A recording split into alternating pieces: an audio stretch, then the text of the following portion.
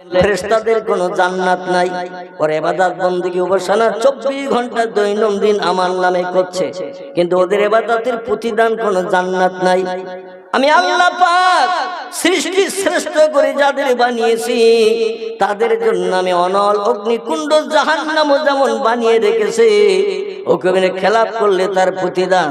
আর আমার হুকুমকে মান্যতা যদি বান্দারা দেয় 60, 65, 70 বছরের জিন্দেগিতে অনন্তকাল কোটি কোটি কোটি কোটি বছর জান্নাতের ভিতরে নিশ্চিন্ত মনে সুখ ভোগ করতে থাকবে। ওখানে কোনোদিন মাথা যন্ত্রণা হবে না, পেট ব্যথা হবে না, সর্দি কাশি হবে না, টিউমার হবে না, স্ট্রোক হবে না, হার্ট অ্যাটাক হবে না, ক্যান্সার হবে না, কিছুই হবে না। শুধু সুখী আর সুখী, সুস্থ আর সুস্থ। বান্দা যখনই কিছু মনে করবে খাওয়ার, সঙ্গে সঙ্গে আল্লাহর জান্নাতি হুর গেলে মানতে দিয়ে তার সামনে খাবার পরিবেশন করে দিয়ে দেবেন। শুধু তাই নয়, ইন্না আতাইনাকাল কাউসার ফাসাল্লি লিরাব্বিকা ওয়ানহার। জোরে বলুন একটা আল্লাহু আকবার। আল্লাহ বলছেন, হাবিব কোন নবীর উম্মতের জন্য এই তোহবা গিফট অনুদান আমি বরাদ্দ করি নাই, কেবল আপনারে না বানালে কিছুই বানাতাম না। হাদিসে কুদসির ভিতরে এসেছে, লাউলাকা লামা খলাকতুল আফলাক। আল্লাহ পাক বলছেন, সরাসরি নবীকে জানাচ্ছেন, একে বলা হয় হাদিসে কুদসি। আল্লাহ বলছেন, আমি জান্নাত জাহান্নাম হুর গেলেমান ফেরেশতা মণ্ডলী কিছুই বানাতাম না যদি সৃষ্টির পূর্বে আপনাকে আগে না বানাতাম। আর আপনার উম্মতেরা বিপদে মুসিবতে থাকবে, আমি আল্লাহটা পছন্দ করি না। তাই আপনার মুখের দিকে তাকিয়ে উম্মতদের সুখ ভোগের জন্য আমি সুনামিও জান্নাত বানিয়েছি, আর জান্নাতের সামনে দিয়ে একটা নহর বানিয়ে দিয়েছি। এই নহরের নাম আল্লাহ পাক কোরআনের একেবারে চ্যাপ্টারের শেষের দিকে, শেষ পারার শেষের দিকে জানিয়েছেন, ইন্না আতাইনাকাল কাউসার ফাসাল্লি লিরাব্বিকা ওয়ানহার। সূরাটির নাম হলো সূরাতুল কাউসার। কি নাম? সূরা কাউসার। টোটাল কোরআনের ভিতরে সবথেকে ছোট সূরার নাম হলো সূরা কাউসার। এর থেকে ছোট সূরা টোটাল কোরআনের ভিতরে আর কোনটা নাই। এটাই হলো সব থেকে শর্ট। এই সূরার ভিতরে আল্লাহ বলছেন, হাবিব আপনার আপনার উম্মতের জন্য জান্নাতের সামনে একটা নহর খাল বানিয়ে রেখেছে। এই খালে আমি পানি তৈরি করে রেখেছি, দুধের থেকে দেখতে সাদা, মধুর থেকে মিষ্টি। এই পানি যদি আপনার কোন উম্মত চায়ের কাপের মতো একটা কাপ পান করার সুযোগ পায়, 50,000 বছর তার আর পিপাসা লাগবে না। এ পানি কে কে চান একটু হাত তুলে দেখান। নারায়ে তাকবীর, নারায়ে তাকবীর। আল্লাহ আমাদের সকলকে হাসরের মাঠে এই পানি নসিব করান, সকলে বলুন আমিন। আমার ভাইরা, আল্লাহু গফুর রহিম, আল্লাহ দয়াশীল, আল্লাহ ক্ষমাশীল, আল্লাহ উপকারকারী। এই জন্য আল্লাহর কাছে আমাদের চাওয়া দরকার আছে না নাই? আল্লাহ বলছেন, উদুনি, কোন যদি শান্তি মনের ভিতরে উদয় হয় আমার কাছে চাও, আস্তাজিব লাকুম, আমি আল্লাহ তোমাদের দোয়া দাবি কবুল করে মুখে হাসি ফুটাবো। আমার কোরআনে ওয়াদা আমি করেছি, ইন্নাল্লাহা লা ইখলিফুল মিয়াদ। আমি যত ওয়াদা আমার কোরআনে করেছি অতীত কাল থেকে নিয়ে ভবিষ্যৎ কাল পর্যন্ত একটা ওয়াদা কোনোদিন ভঙ্গ করিনি এবং ভবিষ্যৎও করব না। আমার ভাইরা, ইসরাফিল সেদিন সিংহায় ফুৎকার করবেন, অনুফিখা ফিস-সূর। আল্লাহ একটা কাজের দায়িত্ব দিয়ে একজন ফেরেশতাকে বসিয়ে রেখেছেন, নাম হলো তার ইসরাফিল। আল্লাহ যেদিন বলবেন, একটা লম্বা সিংহা তার হাতে দেওয়া আছে, এই সিংহার ভিতরটা ফাঁকা। যেমন আমাদের দেশে আগে আদিবাসীরা আসতো মহিষের শিং নিয়ে বাত বেদনা, রক্ত, মাজা ব্যথা, কোমর ব্যথা, হাঁটুর ব্যথা সারানোর জন্য ওরা এক জায়গায় একটু কেটে হাঁটুতে যাতে ব্যথা দূর হয়, কেটে ওই সিংহা দিয়ে গাল দিয়ে কি চুষ্ট বদ রক্ত টক্ত বার হতো না। অনেক আগের কথা বলছি, আমি একেবারে কম বয়সের লোক নই। বর্তমান আমার বয়স চলছে 65 কোটা। কথা বললাম, ছোটবেলার কথা বলছি। আমাদের বসিরহাট এলাকায় ওই আদিবাসীরা, সাঁওতালিরা আসতো, কাঁধে একটা কাপড়ের বোসকা নিয়ে আর একটা সিংহা হাতে করে নিয়ে বাদ বেদনা দূর করার জন্য বলতো, যাদের কোমরে ব্যথা, হাঁটুতে ব্যথা, মাথায় ব্যথা, বলবেন আমরা বদরক্ত টেনে দেবো, তুমি সুবিধা পাবে। এইরকম একটা সিংহা, ফাঁকা সিংহা, এ মাথা ও মাথা, দুই মাথা ফাঁকা, ভিতরটা ফাঁকা। মহিষের সিংহের ভিতরে ফাঁকা না, পুরোটা অ্যাটাচ ফাঁকা, সিংহের ভিতর ফাঁকা। এইরকম একটা সিংহা নিয়ে বসে রয়েছে। আল্লাহ কখন হুকুম করবেন ফু দেওয়ার জন্য। কি দেওয়ার জন্য? ফু দেওয়ার জন্য। আচ্ছা, একটা কথা জিজ্ঞাসা, অসুবিধা হচ্ছে না তো আপনাদের? হচ্ছে না তো? তাহলে এই রাস্তায় গাড়ি চলুক কিছু সময়। আর যদি বলেন হুজুরের রাস্তা ভালো লাগতেছে না, এখন আমি ড্রাইভার, স্টার্টিং আমার হাতে। যদি বলেন আমরা কাকদ্বীপের দিকে যাবো না, কলকাতা মুখে যাবো, তাহলে গাড়ি আবার ঘুরিয়ে দেবো, কলকাতায় নিয়ে যাবো। এখন যেদিকে চালাচ্ছি গাড়ি, সাগর টাগর দেখানোর জন্য বকখালি টালি মনে করুন দেখাতে নিয়ে যাচ্ছি গাড়িতে চাপি আপনাদের। এখন এদিকে যেতে আপনাদের অসুবিধা হচ্ছে না? তবে গাড়ি চালাচ্ছি কোরআন হাদিসের আলোকমালায়, নানি দাদির কথা বলে চালাচ্ছি না। বোঝা গেল? নানি দাদির কথা বলে আমি গাড়ি চালাচ্ছি না, আল্লাহর পাক কালাম কোরআনের কথা বলছি, যাতে আপনাদের মগজ ধোলাই হয়, ভবিষ্যতে মদ খাওয়া ছেড়ে দিতে পারেন, সুদের ব্যবসা ছেড়ে দিতে পারেন, নারীর লুণ্ঠন পরিত্যাগ করতে পারেন, গরিবের হক ফাঁকি দিয়ে খাওয়াটা বন্ধ করতে পারেন, কোনো ব্যক্তির প্রাণ নাশ করে বিবি বাচ্চারা বিধবা এতিম যাতে না করান, মিথ্যা কথা না বলেন, চুরি ডাকাতি ছিনতাই গুডনাবি যদি না করেন, ভবিষ্যতে আপনার জন্য লাভের আশা দেখা যাচ্ছে না? যাচ্ছে না? ভবিষ্যতে অবশ্যই আপনার জন্য লাভের আশা দেখা যাচ্ছে, এবং সেই লাভটা আপনি হাতে পাবেন। আগে পরিশ্রম করতে হয়, পরে মূল্য পেতে হয়। ঠিক তো নাকি? আগে কাজ করতে হয়, পরে মূল্য পেতে হয়। যেদিন আল্লাহ বলবেন রে ইসরাফিল অনুফিখা ফিস-সূর, যে সিংহা তোর হাতে দিয়ে রেখেছে, সিংহা একটু ফু দে।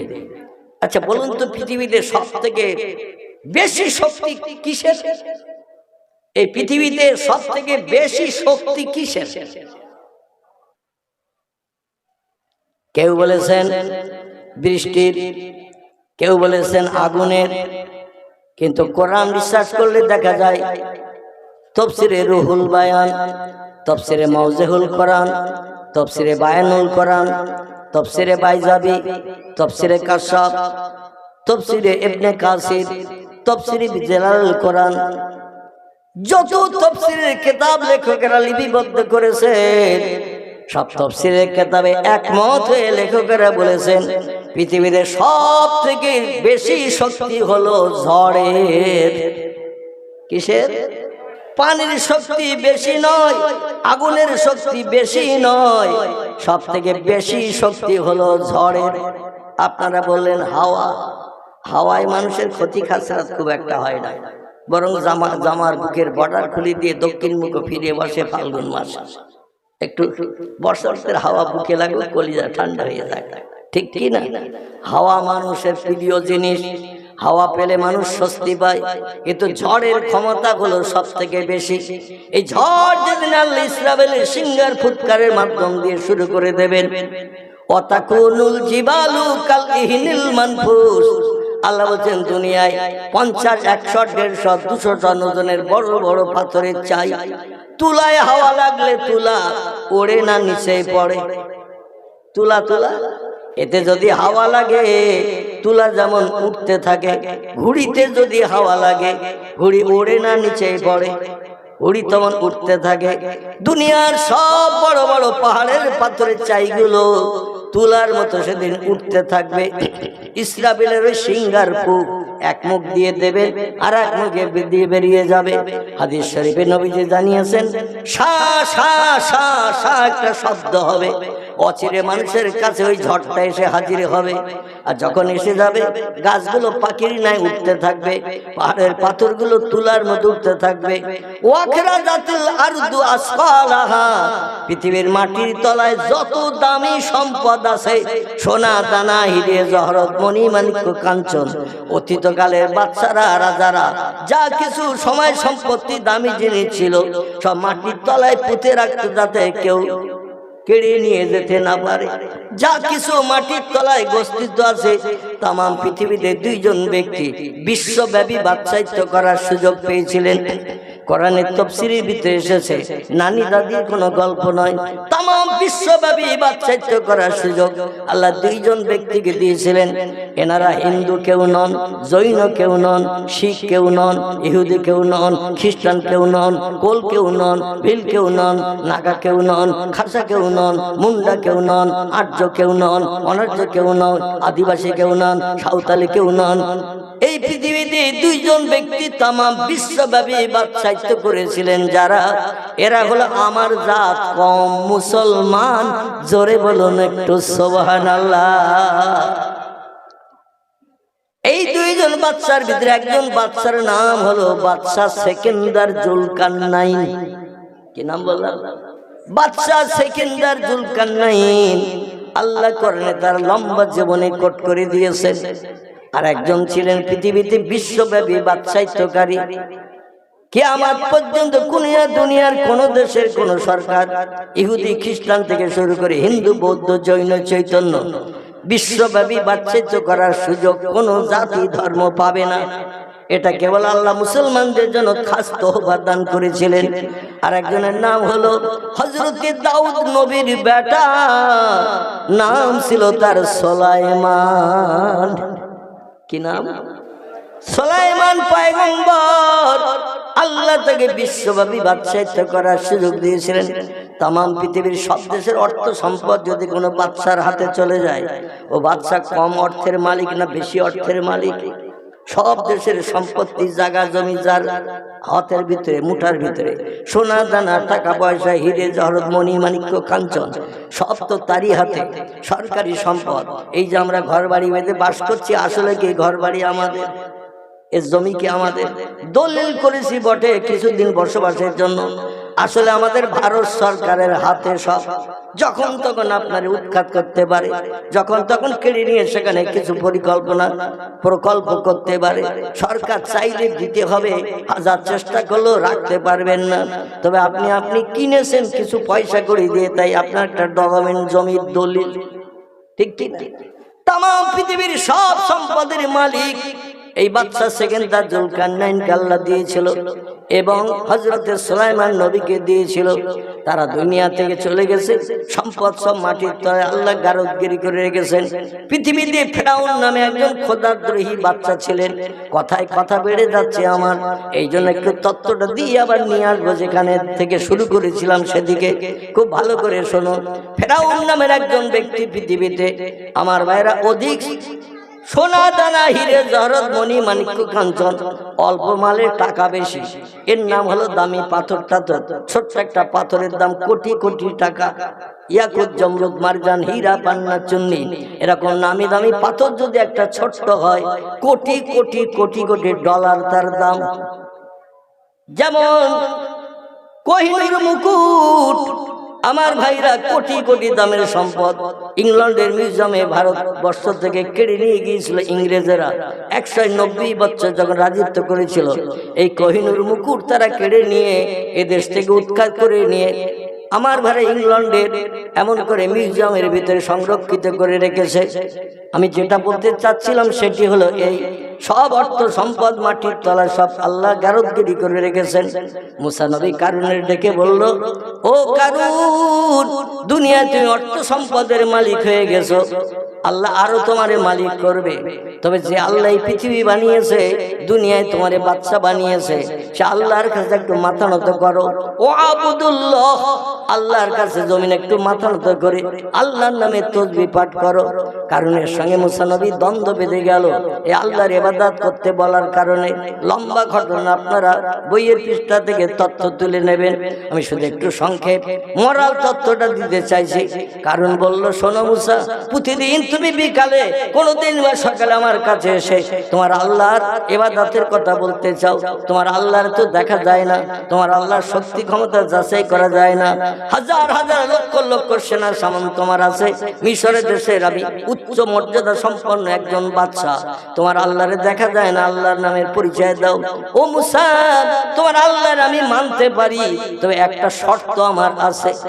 মুসা নবী বলেন, মাশাআল্লাহকে ইয়া আইয়ুহাল মালিক, এ দেশের বাদশা, দেশের সরকার, কারণ রে কি আপনি বলতে চাইছেন বলেন? বলে তোমার আল্লাহ যদি আমারে কিছু যা সোনা দানা আছে, হিরে জহরত আছে, এছাড়া বাড়তি যদি কিছু দেয়, তাহলে তোমার আল্লাহর উপলক্ষ করে একটু সেজদা জমিনে করতে পারি। তিরমিজি শরীফের হাদিস, আল্লাহ নবী সাল্লাল্লাহু আলাইহি ওয়াসাল্লাম বলছেন, কোন ব্যক্তি যখন জমিনে মাথা নত করে কপাল ঠাকিয়ে নাকটা খড় দিয়ে নাক ঘাসানে দিয়ে দুই চোখের পাশে দুটো হাত রেখে এই তাসবিহটা যখন পাঠ করে, সুবহানা রাব্বিয়াল আলা, সুবহানা রাব্বিয়াল আলা। আপনাদের এখানে সেজদায় যাওয়া যখন অন্য তাসবিহ পড়তো নাকি? অন্য পড়ে না? তাম পৃথিবীতে যত দেশে মসজিদ আছে, ইবাদতের কারখানা, ইবাদতের ঘর, সব দেশের মসজিদে সেজদায় যে তাসবিহ এক, ঠিক না ভুল? সব তাসবিহর মূল অর্থ হলো হে মহান পবিত্র আল্লাহ। আরবি থেকে বলা হয় সুবহানাল্লাহ। কি বলা হয়? সুবহানাল্লাহ। এর বাংলা অর্থ হলো হে মহান পবিত্র আল্লাহ, তুমি খাও না, তুমি ঘুমাও না, পেশাব করো না, পায়খানা করো না, স্বামী স্ত্রীর মিলন করো না, তোমার দেহ ফ্র্যাকচার হয় না, তোমার দেহ এমন করে নোংরা হয় না, তুমি অতীতে ছিলে পবিত্র, বর্তমানে আছো পবিত্র, ভবিষ্যতেও থাকবে পেশাব করে পবিত্র, নাকি? ভবিষ্যতেও তুমি পেশাবও করবে না, আর তোমার পবিত্র হওয়ার জন্য ওযু করারও দরকার হবে না। সেই মহান পবিত্র আল্লাহর নামের জপ সেজদায় যে কপালে দোলা মাখিয়ে নাকে খড় দিয়ে নাক ঘাসানে দিয়ে যখন আমরা পাঠ করি, পয়গম্বর তিরমিজি শরীফের হাদিসে বলছেন, মাত্র দুটো বার যদি কোনো ব্যক্তি এই তাসবিহটা পাঠ করে নেয়, আল্লাহ এত খুশিতে বাগবাগ হয়ে যায়। আল্লাহ ডেকে বলে, যা রে বান্দা যা, আমি তোর সারা জীবনের গুনাহ মাফ করে বেগুনাহ মাসুম বানিয়ে দিলাম। নারায়ে তাকবীর। কবার পড়লে? দুবার। তিরমিজি শরীফের হাদিস। নবী বলছেন, কোন ব্যক্তি সেজদায় যে কপালে দোলা মাখিয়ে নাকে খড় দিয়ে দুই চোখের পাশে দুটো হাত রেখে বাইরের দৃশ্য দেখা থেকে বঞ্চিত হয়ে মহান পবিত্র আল্লাহ নামে জপ মাত্র দুটো বার করে, আল্লাহ খুশিতে এমন বাগবাগ হয়ে যায়, এমন আনন্দে আত্মহারা হয়ে যায়। আল্লাহ ডেকে বলে, আমি 7 করে সৃষ্টি শ্রেষ্ঠ করে বানিয়েছি, আর সেজদায় যে দুনিয়ার কিছু না দেখে, কোনো চিন্তা ভাবনা মগজে না নিয়ে আমার নামের পবিত্রতার প্রশংসা করে তাসবিহ পাচ্ছি, রব্বিয়াল আলা, তুমি সব শক্তির ঊর্ধ্বে, তোমার মতো ক্ষমতার কারো নাই, কারো নাই।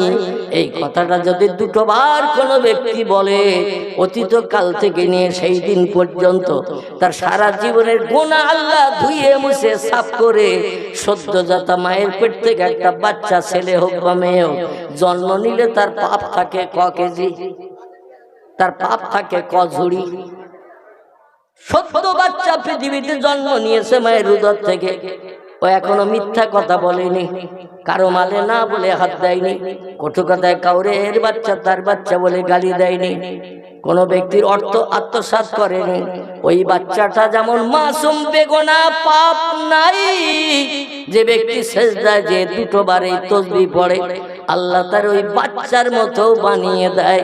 জান্নাত তার জন্য আগাম ডাকতে থাকে, উদখুল বাবাকা ইয়া আব্দি, ও আল্লাহর বান্দা তাড়াতাড়ি এসো, তোমার জন্য আমি দরজা খুলে রেডি হয়ে আসি। এই তাসবিহ একটু বেশি পড়া ভালো না দুবারের থেকেও কম পড়া ভালো? যে তাসবিহ দুটো বার পড়লে সারা জীবনের গুনাহ মাফ হয়, পয়গম্বর মুহাম্মদ রাসূলুল্লাহ তিরমিজি শরীফের হাদিসে জানিয়েছেন। এই তাসবিহ তাহলে বেশি পড়া ভালো না কম পড়া ভালো? বেশি পড়া ভালো। কিন্তু আমরা দেখবেন মসজিদে যখন যাই, গায়ে বিষ লাগা মতো হয়। ঠিক বললাম না ভুল বললাম? জুমার দিন, শুক্রবারের দিন, আল জুমাতু আগেরুন আল জুমাতু আজহেরুন, নবী বলছেন জুমার দিন খুশির দিন, জুমার দিন ঈদের দিন, জুমার দিন দোয়া কবুলের দিন, জুমার দিন বান্দাদের জীবনের সুখ শান্তি পরিপূর্ণ করার দিন। জোরে বলুন একটু সুবহানাল্লাহ। আল্লাহর নবী হাদিস শরীফে জানিয়েছেন, আবু দাউদ শরীফ, তিরমিজি শরীফ, নাসাই শরীফ হাদিসের কিতাবে পয়গম্বর জানিয়ে দিয়েছেন, জুমার দিন মসজিদের মেহরাবের ভিতরে ইমাম যে বসা থেকে নিয়ে দুপুরবেলা জোহরের একটু আগে যে নামাজটা পড়া হয়, এটাকে জুমার নামাজ বলা হয়, শুক্রবার বলা হয়তো নাকি। এই মসজিদে নামাজ পড়ানোর জন্য ইমাম যখন মেহরাবে ঢুকে যায়, ইমামের বসা থেকে নিয়ে উঠে আসা পর্যন্ত আল্লাহ জুমার দিনের ওসিলা করে, খুশির দিনের ওসিলা করে আল্লাহ রহমতের সমস্ত দরজা বান্দাদের জন্য খুলে রেখে দেয়। আল্লাহ ডেকে বলে, বান্দারে কার কি চাওয়ার আছে, উদুনি আমার কাছে চা। আজকের দিনটা আমি আল্লাহ পাক রহমতের দিন করে বানিয়ে রেখেছে, তোরা বঞ্চিত থাকবি কোন আশা আকাঙ্ক্ষা পূর্ণ হওয়া থেকে। আমি আল্লাহ পছন্দ করি না। কার কি চাওয়ার আছে আমার কাছে চা। তো ইমামকে যারা তোরা নেতৃত্ব দিয়ে নামাজ পড়েছিস পিছনে দাঁড়িয়ে, ইমামের দোয়ার সঙ্গে শরীক হয়ে যা। কারণ আল্লাহর নবী সাল্লাল্লাহু আলাইহি ওয়াসাল্লাম জানিয়েছেন, আর দোয়াও মুখুল ইবাদত, দোয়া হলো ইবাদতের নির্যাস। তোমরা যে কোনো পরিশ্রম করলে তার প্রতিদান অর্থ পাওয়ার আশা করো। পরিশ্রম করেছো, নামাজ পড়েছো, কোরআন তেলাওয়াত করেছো, জেকে রাজগার করেছো, এই জিনিসটার প্রতিদান যদি চাও আল্লাহর কাছে দুখানা হাত তুলে দোয়া করো। কারণ টিউবওয়েলের ভিতরে পানি থাকে না, থাকে না পাইপের ভিতরে, টিউবওয়েলের পাইপের ভিতরে পানি থাকে না, থাকে না। আচ্ছা, যদি পিপাসার্থ হয়ে 3 দিন পরে টিউবওয়েলের কাছে যে কলিজা ফেটে যাচ্ছে পিপাসায়, এ কল পানি দে, মরে গেলেও কল পানি দেবে, দেবে। একটু হাতল যদি চাপেন পানি আসবে না, আসবে না। আল্লাহ বলছেন একটু হাতল চাপো, হাত তোলো, আমার কাছে দোয়া করো, জীবনের আশা আকাঙ্ক্ষা ব্যক্ত করো। আল্লাহ বলছেন, আমি আল্লাহ দোয়া করে আমার কাছে কিছু চাইলে আমি উম্মতে মুহাম্মাদীদের বঞ্চিত করি না। তবে জুমার দিন, শুক্রবারের দিনটা একটু দোয়া কবুলের বিশেষ দিন, সপ্তাহে একদিন। জোরে বলুন একটু সুবহানাল্লাহ। এই জুমার দিন দোয়া কবুল হবে, এই জন্য আল্লাহ পাক একটু জুমার দিনের নামাজ শর্ট করে দিয়েছেন আর বেশি করে দিয়েছেন। জুমার দিনের নামাজ, আচ্ছা আপনাদের কাছে জিজ্ঞাসা করে, জুমার দিনের জুমার নামাজ কত রাকাত? আলহামদুলিল্লাহ, আলহামদুলিল্লাহ। অনেক জায়গার মানুষ বলতে পারে না, চুপ করে বসে থাকে ইতিকাফের নিয়ত করে। কিন্তু আপনারা তথ্য দিলেন, আমি খুশিতে বাগ বাগ হলাম।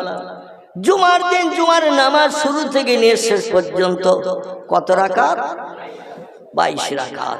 এইবার একটু ওই রকম আওয়াজ দিয়ে বলেন, আমরা পড়ি কত রাকাত? আহা, আমি জিজ্ঞাসা করলাম জুমার দিনের জুমার নামাজ শুরু থেকে শেষ পর্যন্ত কত রাকাত? অনেক মানুষের কণ্ঠ থেকে আওয়াজ অদমের কানে এসেছে 22 রাকাত। যেই বললাম জুমার দিন আমরা পড়ি কত রাকাত, একজন ভাইয়ের কণ্ঠ থেকে আওয়াজ এসেছে 2 রাকাত। উনি যে তথ্যটা দিয়েছেন বর্তমানে 21 শতাব্দীর যুগে, এই তথ্যটা একেবারে বাস্তব সত্য। ঠিক বললাম না ভুল বললাম?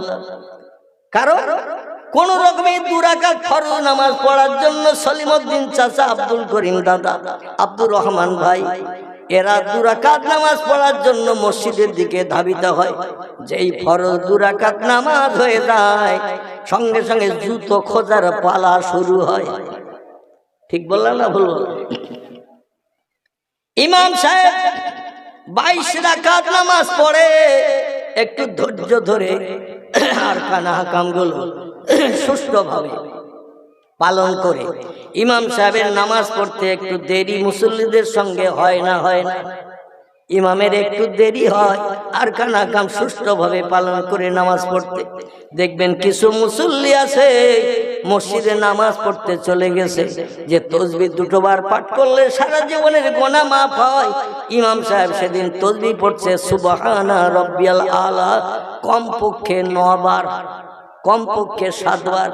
আমার আপনার মতো মুসল্লি 4 বার সুবহানা রাব্বিয়াল আলা সুবহানা রাব্বিয়াল আলা পড়ে মাথা উঁচু করে দেখতেছে ইমাম সাহেব উঠেছে কিনা। কবার? 4 বার পড়েছে তাড়াতাড়ি, পড়ে মাথা উঁচু করে দেখছে ইমাম উঠেছে কিনা। দেখে ইমাম তো এখনো উঠেনি, আর সবাইও পাশে সেজদায় রয়েছে, কারণ ওয়ারকাউমার রাকিন ওয়াসজুদু মাস সাজিদিন। আল্লাহ কোরআনে বলছেন ইমাম যদি রুকু করে ইমামের দেখে তুমিও রুকুতে যাও, ওয়াসজুদু মাস সাজিদিন। ইমাম যদি সেজদায় যায় ইমামের দেখে তুমিও সেজদায় যাও। ইমামের সেজদা থেকে ওঠার আগে যদি তুমি মাথা তোলো তোমার নামাজ ফাসেদ হয়ে গেল, নামাজ নষ্ট হয়ে গেল। ইমামের আগে কোনো আরকান আহকাম কোনো মুক্তাদি পালন করতে পারবে না, বরং সমস্ত আরকান আহকাম গুলো ইমামের পরে পালন করতে হবে। এ তো মাথা তুলে দেখলো ইমাম এখনো উঠেনি, ও আবার সেজদায় চলে গেছে, আবার সবার পড়েছে সুবহানা রাব্বিয়াল আলা পড়ে আবার মাথা তুলে দেখে ইমাম এখনো উঠেনি। বলে ইমাম সেজদায় যে মরিয়ে গেল নাকি? আগে পড়লাম 4 বার, শেষে পড়লাম 6 বার, 10 বার সুবহানা রাব্বিয়াল আলা পড়লাম, ইমাম এখনো মাথা তুলল না, তাহলে সেজদায় যে মরিয়ে গেল নাকি? সিনেমার কাউন্টারের সামনে চায়ের দোকানের বেঞ্চিতে যখন বসি 2 ঘন্টা 2.5 ঘন্টা 3 ঘন্টা যখন ছায়াছবির অনুষ্ঠান দেখি, ফিল্ম দেখতে দেখতে দেখতে দেখতে রাত 12টা 12:30 বেজে যায়। এখন অধিকাংশ চায়ের দোকানে চাচারা মাল তোলার আগে 4 কোনা বাক্স আগে প্রথম উদ্বোধন করে নেয়। ঠিক বললাম না ভুল বললাম? আপনার এলাকার কোন চায়ের দোকানে হয়তো এই যন্ত্র নাই। আমি এর নাম দিয়েছি বৌমা। কি নাম? বৌমা। সুন্দর করে কাপড় টাপড় দিয়ে ঢেকে রাখে, আর ঘরের শামসের ডুবরে আছে আল্লাহর সেরা দামি মূল্যবান সম্পদ, যার নাম হলো আল কোরআন। কোরআনটা খালি রয়েছে, একটা পুরানো লুঙ্গি ছাড়া কাপড় দিয়েও ঢাকা নাই। ঠিক বললাম না ভুল বললাম? আবার এই কোরআনটার উপরে মাঝে মাঝে মুরগি ঘুরতে ঘুরতে কোরআনের উপরে দিয়ে পা দিয়ে কত নোংরা তাদের পায়ে লাগে, ও পা দিয়ে হেসে হেসে কোরআনের পৃষ্ঠা 2-5টা ছিঁড়ে ওখানে বসে বসে ডিম দেয় সামসেটের কর্নারে কোরআনের উপরে বসে বসে। যেই ডিম দেয়া হয়ে যায় একটু কটকট কটকট করে, মানে আমি ডিম দিয়েছি তোমাদের একটু জানিয়ে দিয়ে দিলাম। তখন মায়েরা বলে মুরগি কটকট করছে কোথায়? দেখ। বলে ওই সামসেটের কোনায়। বল দেখ তো ওখানে ডিম পেড়েছে কিনা। ছেলে একটু কিছু দিয়ে উঠে দেখে 6টা ডিম। কটা? 6টা ডিম পেড়েছে। বলে পেড়িয়ে নিয়ে এখনই তোর একটা ভাজি করে দেব, পরে আবার তাওয়ায় বসিয়ে দেব, বাচ্চা হবে, বংশ বৃদ্ধি হবে। কিন্তু পা দিয়ে হেসে হেসে কোরআনের পৃষ্ঠাগুলো ছিঁড়ে তুষ তুলে দিয়ে দিয়েছে। কোরআনের একটু কবার জীবনে দিতে পারিনি। আর জাহান্নামের হল ঘর ওই টেলিভিশন যন্ত্রটারে নামি দামি কাপড় দিয়ে আবার চেন লাগিয়ে আমরা টেনে দিয়ে রাখি। ভুল বললাম না ঠিক বললাম? কারণ যে দোকানে টেলিভিশন নাই ওই দোকানে বর্তমান কোনো খরিদ্দার নাই। যে দোকানে টেলিভিশন নামক যন্ত্র নাই ওই দোকানে খরিদ্দার বসবে না। হারাম যন্ত্র ব্যবহার করে খরিদ্দারের কাছে চা বিস্কুট বিক্রি করে যে পয়সা আপনি আয় করে সংসার নির্বাহ করবেন, এই হারাম যন্ত্র ব্যবহার করে খরিদ্দার বসিয়ে রেখে বেচাকেনা করার জন্য টোটাল ব্যবসার টাকাটাই আপনার জন্য হারাম হয়ে যাবে। আল্লাহ আমাদের সকলকে হেফাজত করুন। সকলে বলুন আমিন। জোরে বলুন একটু আমিন। আমার ভাইরা, এই পৃথিবীতে বর্তমান একবিংশ শতাব্দীর যুগে আমরা আল্লাহরে আপন বানাতে পারি নাই। আল্লাহ বলছেন হুয়াল্লাযী খালাকালাকুম মা ফিল আরদি জামিআ। কোরআনে সূরা বাকারা একেবারে আলহামদুলিল্লাহর পরে যে সূরাটা, এই সূরাটির নাম সূরাতুল বাকারা। এই সূরা বাকারা সম্ভবত 3 নম্বর পৃষ্ঠায় আল্লাহ পাক তথ্যটা কোট করে দিয়ে দিয়েছেন। হুয়াল্লাযী খালাকালাকুম মা ফিল আরদি জামিআ। খুব ভালো করে একাগ্রতা নিয়ে শুনবেন। একটু বিশেষ তথ্য আপনাদের কাছে পরিবেশন করছি। আল্লাহ যাতে আমাদের আমল করে আমাদের জীবনের সব শান্তি মিটিয়ে পরকালে জান্নাতের সুখ কোটি কোটি বছর আমাদের জন্য নসিব করেন। একটু জোরে বলুন আমিন। একটু মহব্বতে দরুদ শরীফ পড়ে নেন তো দেখি। আল্লাহুম্মা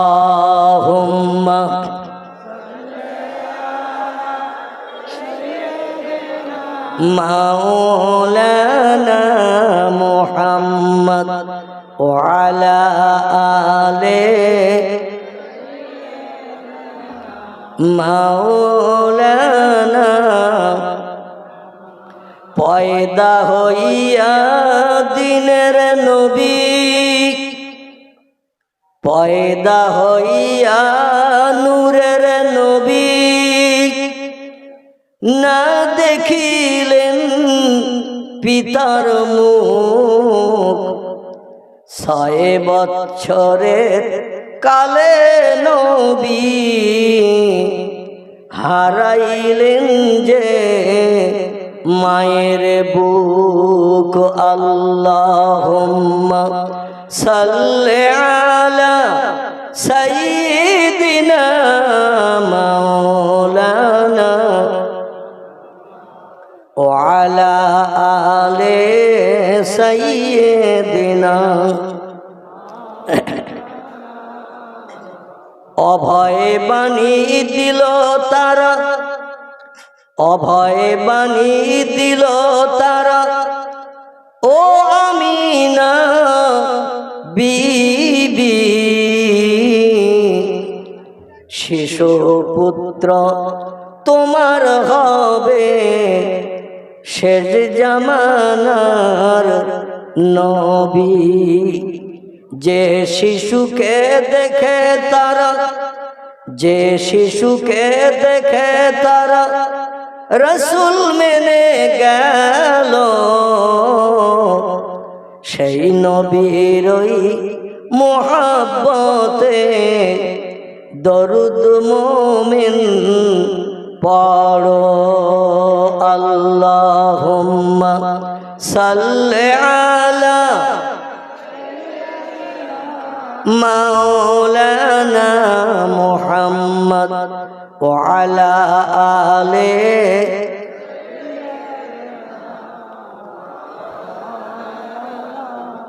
যেখানে তাস খেলা হয় সেখানে কবার দরুদ শরীফ পড়ে খেলা শুরু করা হয়?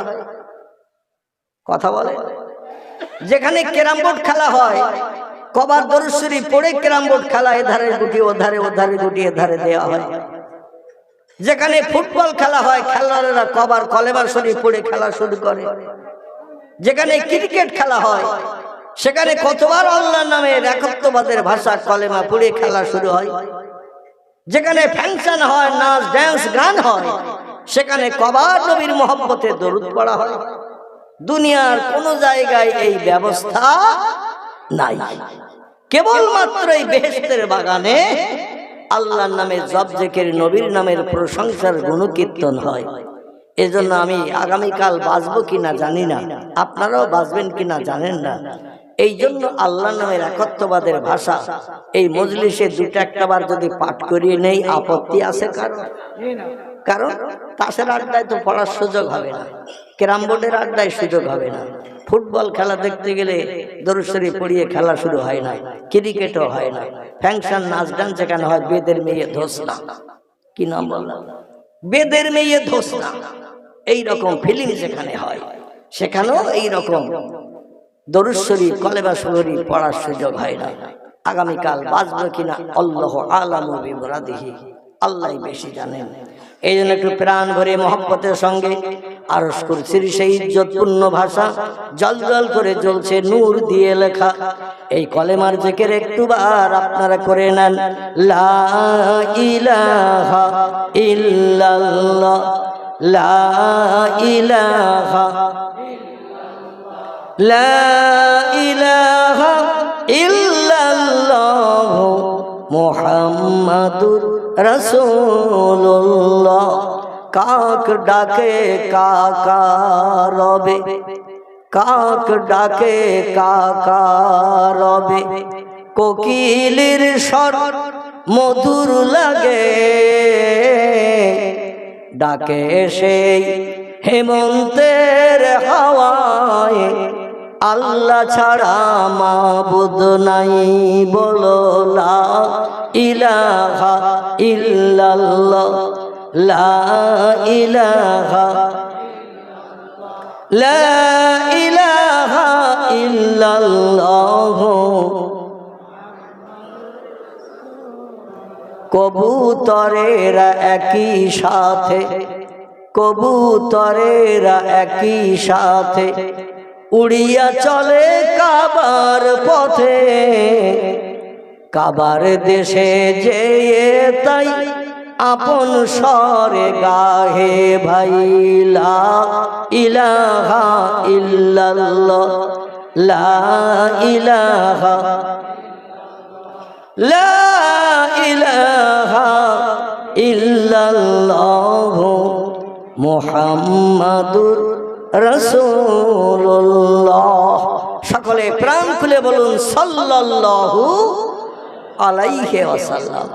নবীজি বলছেন, আমার নাম শোনার পরে যে ব্যক্তি একটু সাল্লাল্লাহু সাল্লাম পড়লো না, সেই লোকটার মতো কৃপণ বখিল কঞ্জুস তাম পৃথিবীতে আর একটাও নাই। এই জন্য নবীর নাম যখন কানে শুনবেন মুহাম্মাদুর রাসূলুল্লাহ, সঙ্গে সঙ্গে ঠোঁটের মাধ্যম দিয়ে জিভ নেড়ে একটু পড়বেন সাল্লাল্লাহু আলাইহি ওয়াসাল্লাম। নবী বলছেন, আমার মহব্বতে যারা দরুদ শরীফ পাঠ করে তাদের সঙ্গে আমার রাতের বেলা স্বপ্ন যোগে দিদার নসিব হয়। নবী বলছেন, মান রাআনি ফিল মানাম রাআল হক, যদি কোনো ব্যক্তি আমার ইন্তেকালের পরে বাস্তব চেহারা দর্শন করার সুযোগ না পায়, আমার জিন্দাবস্থায় যদি কোনো ব্যক্তি আমার চেহারা দেখে কলিজা ঠান্ডা করার সুযোগ না পায়, ওই লোকটি যেন চিন্তাগ্রস্ত না হয়। আমি মুহাম্মাদুর রাসূলুল্লাহ বলছি, কিয়ামত পর্যন্ত আমার মহব্বতের ভক্তদের সঙ্গে আমি স্বপ্ন যোগে দিদার করব। রাসূল বলছেন, মান রাআনি, যদি কোনো ব্যক্তি ফিল মানাম স্বপ্নে আমারে দর্শন করে, রাল হক, সে আমারে সত্য দর্শন করলো। কারণ ইবলিস শয়তান আমার চেহারা ধারণ করে পৃথিবীর কোনো ব্যক্তিকে দেখানোর সুযোগ পায় না। যে লোকটি একটাবার সারা জীবনের ভিতরে ঘুমের ঘুরে আমার চেহারা দর্শনের সুযোগ পেয়ে গেল, আল্লাহর 7খানা জাহান্নাম ওই লোকটির জন্য হারাম হয়ে গেল। গতকাল আমার প্রোগ্রাম ছিল বাংলাদেশের কুষ্টিয়া জেলা, জায়গাটির নাম হলো পোড়াদহ বাজার, জেলাটির নাম হলো কুষ্টিয়া জেলা। বাংলাদেশে একজন প্রখ্যাত বক্তাও ছিলেন এসাবাদ, আমি ছিলাম শেষ বক্তা, বুড়ো হুজুর। বয়সও দেখতে দেখতে কম হয়নি, 65 কোটায় বয়স চলছে। এজন্য আমি অদম আমারে বুড়ো হুজুর বানিয়েছে। একজন প্রখ্যাত বক্তা এসাবাদ উঠলেন। আমার ভাইরা, আপনারা অনেকে তার ইউটিউবে ওয়াজ নসিহত শুনে থাকেন। নাম হলো তার মুফতি আমির হামজা। কি নাম বললাম? মুফতি আমির হামজা। ইনি ছিলেন এসাবাদ। তার পরের বক্তা মাঝখানে ছিলেন আমাদের উত্তর 24 পরগনার ধোপাবেড়িয়া গ্রাম নিবাসী মফিজুর রহমান খোকা, ছিলেন তো? ও ছিল। আমি শেষে বুড়ো হুজুর। যাই হোক, মুফতি আমির হামজা ওয়াজ করতে করতে একজন ব্যক্তি একটা কাগজে সিকিউরিটিতে লিখে দিয়েছে তার হাতে। কোন একজন ওলি ব্যক্তি আল্লাহ নবী রওজার ধারে দাঁড়িয়ে দাঁড়িয়ে কাঁদছিলেন। আল্লাহ নবী তার কান্না সহ্য করতে না পেরে রওজার ভিতর থেকে উঠে এসে তার হাতে হাত দিয়ে মুসাফা মুআনাকা করে তার মুখে হাসি ফুটিয়ে দিয়েছেন। হুজুর, এই তথ্যটা কতটা সত্য? আমির হামজা বক্তৃতার ভিতরে বললেন, নাউজুবিল্লাহ। আচ্ছা, এই তথ্যটা শুনে সুবহানাল্লাহ বলতে হবে না নাউজুবিল্লাহ বলতে হবে? যিনি কুষ্টিয়া জেলার সদর শহর, একেবারে যেখানে মূল টাউন, সেখানে তিনি ইলেকশনে দাঁড়িয়েছেন জামাতে ইসলামীর হয়ে। আমি গতকাল যেটা শুনিয়ে এসেছি সেইটাই বলছি। একেবারে কুষ্টিয়ার সদর শহর, যেখানে বিল্ডিং মালাখানা মিল কারখানা আছে, সেখানেই ভোটে দাঁড়িয়েছেন তিনি জামাতে ইসলামী দলের হয়ে। তো তিনি বলছেন নাউজুবিল্লাহ। দুর্ভাগ্যের কোনো সূচনা খবর পেলে নাউজুবিল্লাহ বলতে হয়, আর শুভ সংবাদের কথা শুনলে কি বলতে হয়? সুবহানাল্লাহ, আলহামদুলিল্লাহ, এই রকম ভাষা ব্যবহার করতে হয়।